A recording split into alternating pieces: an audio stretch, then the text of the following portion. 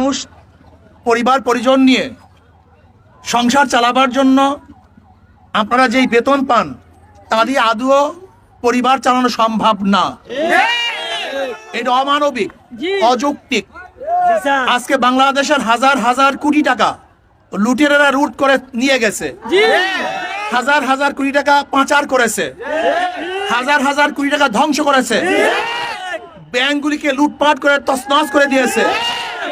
অথচ আজকে আমাদের গ্রাম পুলিশ কিন্তু তারা আজকে ক্ষুধার তাড়নায় আজকে রাস্তার মধ্যে শুয়ে আছে। তাদের অধিকারের জন্য তারা আজকে রাস্তার মধ্যে আছে, এই গরমের মধ্যে, রৌদ্রের মধ্যে।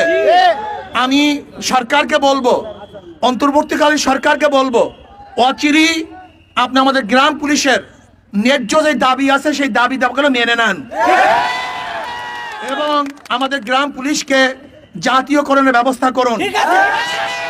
আমাদের গ্রাম পুলিশ ভাইরা যেন দুমুটা খেতে পারে, দুটা কাপড় পরতে পারে, তাদের বাচ্চাদের নিয়ে গিয়ে চলাফেরা করতে পারে, এই ব্যবস্থা অবশ্যই সরকার করতে হবে। এর জন্য ইনশাআল্লাহ আমি এখানেই নয়, আমি আপনাদের পক্ষে সব জায়গায় আওয়াজ তুলবো, আপনাদের পক্ষে থাকবে ইনশাআল্লাহ। এবং ইনশাআল্লাহ আপনাদের দাবির সাথে আমি একত্রতা ঘোষণা করলাম। ইনশাআল্লাহ আপনার দাবি কাজী ইনশাআল্লাহ দোয়া করেন। আমি জাতীয়করণের জন্য সরকার ঘোষণা দিয়েছে, আমাদেরকে শুধু বাড়ায় আমাদের বাস আমরা চেষ্টা করতেছি ইনশাআল্লাহ সর্বমহলে আপনাদের পক্ষ নিয়ে সর্বমহলে আমি নক করার চেষ্টা করব ইনশাআল্লাহ। আপনারা সুস্থ থাকুন, সুন্দর থাকুন, আপনাদের জীবন উজ্জ্বল হোক। আল্লাহ পাক আমাদের সবাইকে দুনিয়াতে ভালো রাখেন, ওপারও ভালো রাখেন, এই দোয়া করতেছি। আল্লাহ আমাদের সবাইকে কবুল করেন।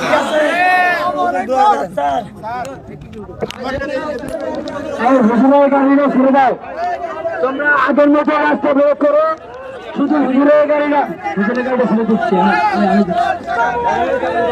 আমার সাথে রাস্তা বের করো, সকলে রাস্তা বের করো, শুধু